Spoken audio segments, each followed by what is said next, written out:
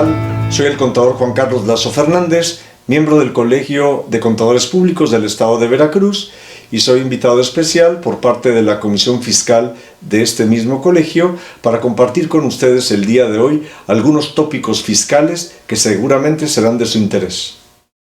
El día de hoy hablaremos sobre los tópicos fiscales que debemos tener nosotros presentes y actualizados al inicio de cada año, como es el caso del 2021. El primero de ellos va a ser el salario mínimo, el segundo de ellos va a ser la UMA, que es la unidad de medida y actualización, y el tercero de ellos es la UMI, que es la unidad mixta del Infonavit. Comenzaremos nuestro análisis a través del primer tópico fiscal, que es el salario mínimo. Todos los años existe la obligación de actualizar los salarios mínimos a aquellos valores que sean congruentes con la realidad económica en beneficio de la remuneración de los trabajadores por el trabajo que están realizando. Este precepto es constitucional, se encuentra contemplado en el artículo 123 de la Constitución Política de los Estados Unidos Mexicanos vigente. En ella se establece además que existen dos grandes grupos o apartados de trabajadores. El primero de ellos es aquel en donde se encuentran todos los trabajadores y todos los contratos que puedan existir de trabajo en territorio nacional. Y el apartado B, o el segundo grupo, corresponde a aquellos trabajadores que forman parte de la función pública a nivel federal, a nivel estatal, a nivel municipal, en los organismos descentralizados y en las administraciones paraestatales. Vamos a entrar nosotros con toda profundidad a lo que son los salarios mínimos, los salarios que corresponden específicamente al apartado A de la Constitución y que tienen que ver con la iniciativa privada. El salario mínimo es aquella medida en la cual un trabajador tiene la capacidad para percibir de manera diaria una remuneración por su trabajo. Para ellos van a existir dos tipos de referencia: los salarios mínimos generales, o el salario mínimo general, y los salarios mínimos profesionales. La mínima expresión de salario está representada en el salario mínimo general. Por otra parte, para los salarios profesionales existen 61 categorías distintas de referencias profesionales, trabajos domésticos, jornaleros, trabajos especiales, que nosotros tendríamos que consultar para que en función al trabajo que estén realizando nuestros trabajadores no exista la posibilidad de que perciban por debajo de este salario establecido su percepción de manera diaria. Respecto a los de la administración pública, tendremos que decir que se van a identificar y se van a definir aquellos salarios en función a las responsabilidades que ellos tengan. Por lo tanto, no existe un parámetro específico para poder evaluar este tipo de ejercicio en nivel federal, estatal o municipal. La Ley Federal del Trabajo es aquella disposición legal que va a establecer la forma y el mecanismo y quiénes van a determinar los salarios mínimos de manera anual.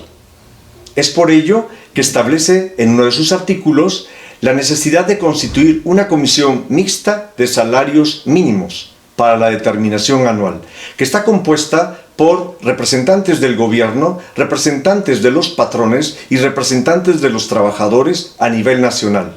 Ellos evalúan cuál es el impacto de la economía sobre la economía de los trabajadores en sus casas.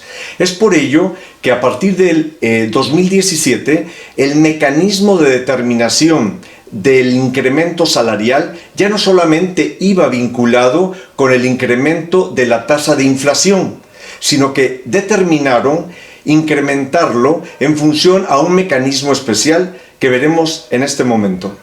Este mecanismo especial para la determinación del salario mínimo toma como referencia un importe absoluto que es el salario mínimo vigente y al cual le va a aplicar un factor que se le conoce como MIR, monto de incorporación de recuperación. Este lo que busca específicamente es ir actualizando el salario mínimo por encima de la inflación en virtud que los parámetros históricos que se han tenido en nuestro país no han sido referencia de la realidad económica con la cual puede vivir un trabajador y su familia. Por otra parte, también la Ley Federal del Trabajo establece, al igual que la Constitución Política, un mecanismo a través del cual hace referencia que el salario mínimo debe ser utilizado exclusivamente para los efectos que fue constituido, como referencia de remuneración para el trabajador, y no como unidad de medida que da como antecedente entonces la creación o la necesidad de la creación de una unidad de medida específicamente para todos los parámetros legales en las leyes federales, estatales y municipales. Esta situación hace un conflicto legal que es subsanado por la misma Constitución Política, en virtud que la mayor parte, sino que la totalidad de las disposiciones en materia federal, estatal y municipal, cuando se refieren a estándares o parámetros, ponen al salario mínimo como referencia a partir de la cual se debe determinar o calcular. La Constitución Política establece específicamente que el salario mínimo no debe ser utilizado como unidad de medida. Este es el antecedente para que entonces el Congreso iniciara la unidad de medida que específicamente regiría en todas las disposiciones fiscales que hacen referencia a cantidades o importes o índices, como es el caso, por ejemplo, de la Ley de Impuestos sobre la Renta, en donde los ingresos exentos de los trabajadores o de las personas físicas están referidos con bases de salarios mínimos. En el Código Fiscal de la Federación, las multas, las sanciones están establecidas también en bases de salarios mínimos. En materia local, también encontramos nosotros el pago de derechos por servicios a los que va a acceder el ciudadano, también están establecidos en bases de salarios mínimos.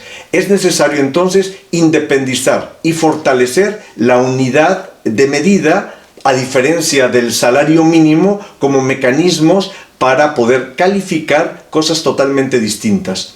Y es necesario entonces que demos paso al segundo análisis de nuestro tópico fiscal, que es la unidad de medida, UMA. La unidad de medida y actualización es publicada anualmente durante el mes de enero y tiene vigencia a partir del 1 de febrero de cada año. A partir de ese momento, esta unidad deberá ser utilizada como referencia de las medidas, cálculos que las leyes federales, estatales y municipales establezcan. Existe, para efectos del Infonavit, un tercer tópico fiscal, que es la unidad mixta del Infonavit.